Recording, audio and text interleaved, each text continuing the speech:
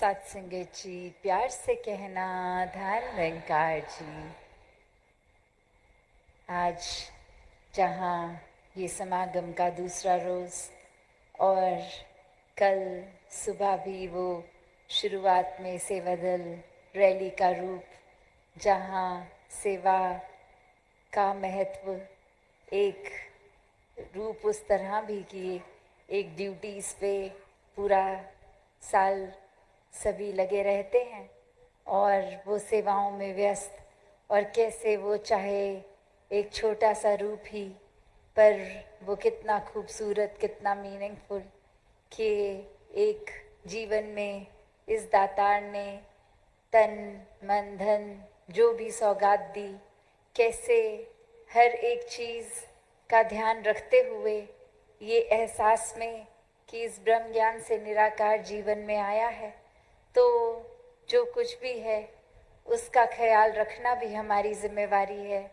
जिस तरह ये शरीर को भी स्वस्थ रखना है, एक अपने मन को भी पॉजिटिवली रखना है, और ये आर्थिक रूप, ये धन दौलत, घर, ये जो भी कारोबार कामकाज है, उसमें भी कैसे फिर ये जिम्मेवारी बनती है कि एक एक जो भी रूप है उस माया का, उसको पॉजिटिवली लगाएं, सेवा में भी लगाएं। तो जिन्होंने तो सदुपयोग किया, इस जीवन में एक मोल डाल लिया, वो तो परमात्मा से फिर जुड़ के इस निराकार में हर पल रहकर ये जीवन को वाकई ही वो सैल्वेशन, ये मुक्ति मोक्ष, ये जीते जी ही प्राप्त कर लेते हैं। और फिर चाहे जब मर्जी ये दातार प्राण ले भी ले, तो जो उसी अवस्था में जी रहे हैं इस परमात्मा में ब्रह्मलीन होके, तो शरीर का साथ छूटने के बाद भी इसी में ही ब्रह्मलीन ही रहते हैं। तो बात वही जो संतों ने हमेशा समझाई, आज भी संदेश हमने ये सुने कि इस जीवन को जी कर ही एक सही तरीके से जीना है। इस दातार, इस परमात्मा ये मन में बसाकर इसको ही हर समय इसके एहसास में रहकर हर कार्य निभाना है। अपनी सोच को, विचारों को भी कैसे एक सही दिशा में रखना है, वरना तो इंसान एक मिनट नहीं लगाता किसी के बारे में कोई भी जजमेंट पास करने में कि ये इंसान ठीक नहीं है, ये मुझे पसंद नहीं है। और वहीं एक कहानी में भी ऐसे ही बात कि कैसे एक इंसान चाहता है कि वो संसार में सबसे खूबसूरत, सबसे नायाब एक ऐसे चेहरे का स्केच बनाए जो बहुत ही रूहानियत का, एक जो रूहानियत मासूमियत से भरा ये चेहरा हो, और उसको उस आर्टिस्ट की इच्छा स्केच करने की, और बहुत वर्ष खोजने के बाद एक बहुत ही प्यारा सा चेहरा उसके हिसाब से, जो बहुत दैव्यता ये रखता है, वो इनोसेंस झलक रही है उस चेहरे में, और उस बच्चे को बोलता है कि ये आपका चेहरे का स्केच मैं बनाना चाहता हूँ। और अब कुछ वर्ष बीत गए, वही आर्टिस्ट के दिमाग में आता है कि इतना जो चेहरा एक मैं बना चुका हूँ, जो लगभग मेरे हिसाब से एक परमात्मा के चेहरे जैसा ही इतना प्यारा, और अब मैं बनाऊंगा एक ऐसा चेहरा जो बहुत ही शैतान के करीब का, इतनी ही उसमें एक ईवल, एक बहुत ही बुराई चेहरे से ही छलक रही हो। और अब वो इंसान सोचता है कि ऐसा चेहरा तो जो हैवान का रूप जी रहा हो कोई, उसी का होगा। और कैसे वो दिमाग में आता है कि ये जो गलत काम करते हैं, हैवान होते हैं, वो तो जेल में ही मिलेंगे। तो मैं दुनिया भर की जेलों में कोशिश करता हूँ कि मुझे मिले ऐसा चेहरा जिसको मैं स्केच कर पाऊँ फिर। और अब ऐसे ही वो कुछ जेलों में जाने के बाद जब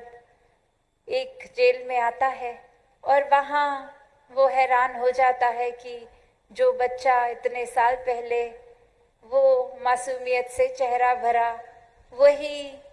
वैसा ही कोई प्यारा चेहरा उसी इंसान का नज़र आ जाता है जेल में। और वो हैरानगी की बात कि यहाँ तो मैं बहुत ही एक दीवान, एक ऐसे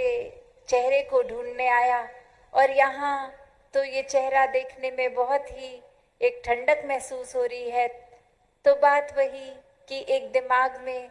कुछ विचार धारणाएं हम ऐसी बना लेते हैं कि ऐसी चीज़ तो इस जगह पे ही होगी, ऐसी चीज़ तो यही है, अगर किसी का चेहरा अच्छा है तो वो एक नेक इंसान की तरह ही होगा। पर बात वही कि ये शक्ल आकार वो तो जैसा है सो है। बात वही है कि हम कर्मों में कहाँ खड़े हैं, हमारी सोच कैसी है। यहाँ भी जैसे इस इंसान ने एक सोच लिया कि एक शक्ल जिसकी बुरी है वो बुरे काम ही करेगा तो वो जेल में मिलेगा, पर वहाँ तो उसको सुंदर शक्लें भी मिल रही हैं। तो बात वही, हम कैसे अपने जीवन में भी कोई भी वजह बना लेते हैं जहाँ एक इंसान से हमें कुछ एक उम्मीद है, या फिर हमारा सोच उस तरह का है कि हम सोचते हैं कि वो इंसान ये कर सकता है, ये नहीं कर सकता, या एक खुद ही जज कर दिया उस इंसान को, उसके लिए डिसाइड कर दिया कि ये अवगुण होंगे उसमें या ये गुण होंगे उसमें। तो कैसे सिर्फ ये अपनी सोच विचार धारणा से ही हम बहुत आसानी से किसी को कोई लेबल दे देते हैं, कोई उसके आगे एक ऐसा ठप्पा मार देते हैं कि ये तो ऐसा ही है। और जब उसकी वजह में सोचें तो बस इसलिए घोषित कर दिया क्योंकि हमें ऐसा लगा। तो बात वही कि हम अपनी सोच में कितने तंग हैं, ये नज़रिया, ये दृष्टिकोण हमारा कितना, ये नैरो माइंडेडनेस हमारी, वो एक छोटे से दायरे में बात रहने वाली। और यहाँ खुद जब सोचें कि अपनी तो लाख गलतियाँ करने के बाद जो कुछ पता भी लगती हैं, हम कैसे अपने दिमाग में खुद को दलील दे देते हैं कि हाँ ये गलती तो मुझसे हुई, पर ये वजह थी मेरी गलती की, ऐसे तो मैंने नहीं कर दी इस कारण के वजह से। और वहीं सामने वाले इंसान ने अगर कुछ गलती से भूल से कुछ ऐसा किया जो हमें ठीक ना लगे, तो उसकी माफ़ी मांगने के बाद भी इतने पक्के होते हैं कि हम तो जीवन भर इस इंसान को माफ़ नहीं करेंगे। और वहीं अपनी गलती पे तो एक सेकंड नहीं लगाते कि वो खुद हम ओवरलुक कर देते हैं, और दूसरे के टाइम इतना बड़ा एक मैग्नीफाइंग ग्लास की तरह लगा के फिर बारीकियों में जाके चीज़ को इतना खोद कर निकाल कर इतनी बड़ी राई का पहाड़ बनाना जैसे। तो कैसे हम बहुत जल्दी एक अपनी चीज़ों को तो, अपनी कमियों को तो नज़रअंदाज कर देते हैं, और दूसरे इंसान में कमी ना भी हो तो हमारा दिमाग कैसे कोई कमी तो निकाल ही बैठेगा। बात वही कि जब ये निराकार परमात्मा ने सोच दी है तो उसको पॉजिटिव ही रखें। मन में इमोशंस, भाव आने की क्षमता रखी है तो कैसे हर एक के प्रति प्रीत, प्यार, सत्कार, आदर, विनम्रता, ऐसे प्यारे भाव रखें। हर किसी के प्रति फिर ये परमात्मा से अरदास, ये क्षमा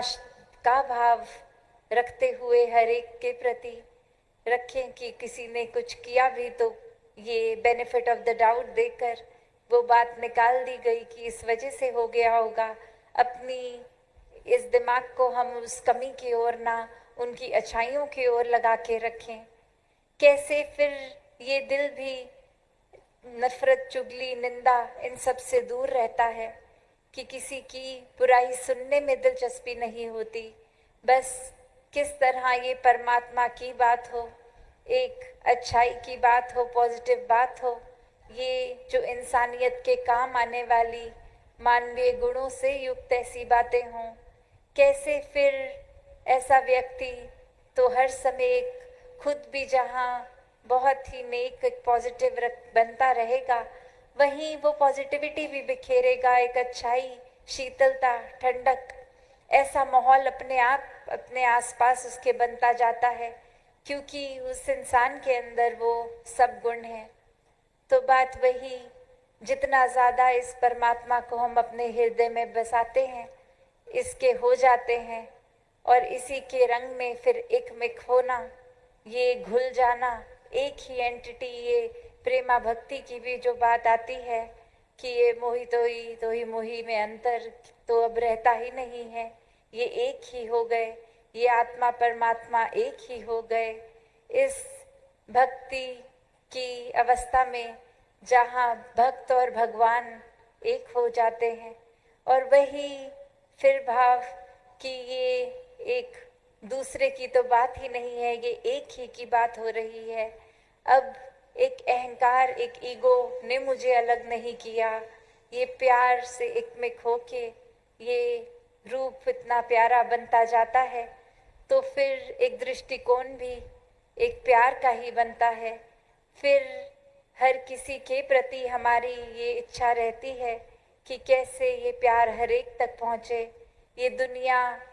दूर कर दे वो सारे कारण जो एक किसी तरह भी दिलों में दीवार खड़ी कर रहे हैं। कैसे स्वाभाविक ही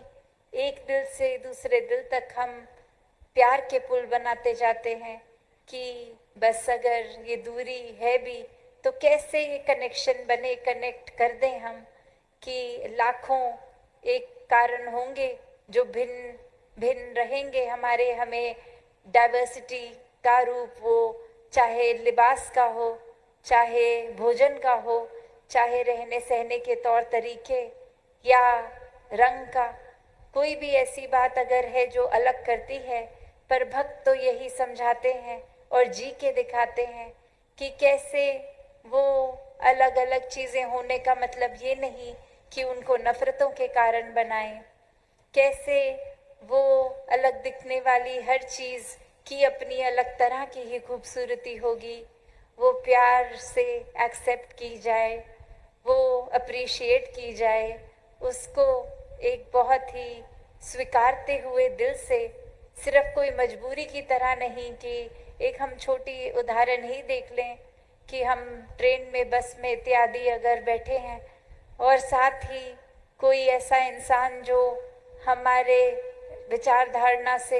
एक कंफर्ट लेवल, हम आराम नहीं फील कर पा रहे हैं उनसे, तो कारण नहीं होगा कि वो शायद दूसरे जगह के होंगे, भाषा और होगी, कल्चर और होगा। तो ये फ़र्क भी मन ही बनाता है, क्योंकि परमात्मा ने तो बस इंसान ही बनाए हैं, और मन ने कैसे विभाजित रूप और कारण ढूंढ लिए बनाने के। तो जहाँ ये जीवन बहुत ही प्यार से जिया जा सकता है, बिना जजमेंट्स के जिया जा सकता है, वहाँ एक खुद ही हम अपनी चेतनता को इस्तेमाल करें, और इस ब्रह्म ज्ञान द्वारा ये निराकार का एहसास जब हर पल में होगा, तो भक्त तो कभी भी ऐसी कोई सोच रखेगा ही नहीं किसी के प्रति, ना अपने प्रति भी कोई नेगेटिव भाव आएंगे। तो हर किसी का जहाँ बहुत ही स्वाभाविक एक रूप है, जैसे अक्सर सत्संग में भी वो उदाहरण सुनते हैं कि एक बीज पूरे का पूरा वृक्ष बनने के काबिल है, और वो पोटेंशियल इतना, जहाँ वो फल भी होंगे, फूल भी होंगे, पत्ते भी होंगे, लकड़ भी होगी, रूट्स भी होंगे। और वहीं वो एक छोटा सा बीज अगर कहे कि मैं तो इस मिट्टी में लीन नहीं होऊंगा, तो फिर वो पॉसिबिलिटी बिल्कुल बचेगी नहीं। वो कहाँ से पेड़ अपनी पूरे एक असली रूप का ये उस तरह से बीज बन पाएगा। और उसी तरह अगर हम ये सोचें कि हम अहंकार, नफरत, निंदा सब जीवन में रखेंगे, पर हम बहुत ही दैवीय हो जाएं, हम प्रभु प्रेमी भी हो जाएं, तो बात वही कि ऐसा होना तो संभव है नहीं। एक मयान में तो दो तलवारें नहीं हो सकती, या निराकार को मन में बसा सकते हैं या अहंकार को। तो क्या है हमारा चुनाव, किस तरह का जीवन रखना चाहेंगे? एक मिट्टी में जैसे उस बीज ने अपना अस्तित्व खो दिया, पहचान खोते हुए फिर एक मन में ऐसे भाव भी नहीं आएंगे कि आसपास के लोग हमारी सराहना करें, तारीफ करें, दुनिया में वाह वाह हो हमारी। नहीं, फिर बस दासों के दास हैं ऐसा भाव हो, और हर किसी की काबिलियत पे फिर बहुत अच्छा लगता है कि ये अचीवमेंट्स हर एक को मिल रही हैं। एक नफ़रत नहीं जन्मती कि हमने तो ये अचीव नहीं किया, दूसरे को कैसे ये उपलब्धि मिल गई। नहीं, ये मन हर एक की खुशी में खुश रहकर खुश है। तो ऐसे ही भाव भक्तों के होते हैं, ऐसा ही जीवन भक्त जीते हैं। और हर एक में वो क्षमता है कि जब जीवन मिला है मनुष्य रूप में तो ये मुक्ति के हकदार भी हैं। तो वो क्राइटेरिया सिर्फ यही कि कैसे अपने मन को एक सरेंडर करके इस परमात्मा को प्राप्त करके हर पल इसके एहसास में जीकर वाकई ही भक्ति को करते जाएं। अपने सारे काम काज रिस्पॉन्सिबिलिटीज़ भी बहुत सहजता में ही फिर निभा लेता है भक्त। तो दातार हर एक पे कृपा करे, भक्तिमय जीवन सेवा सुमिरन सत्संग से जुड़कर इस निराकार पे आधारित ऐसा जीवन हर कोई जीता जाए। सात संगत जी, धन निरंकार जी।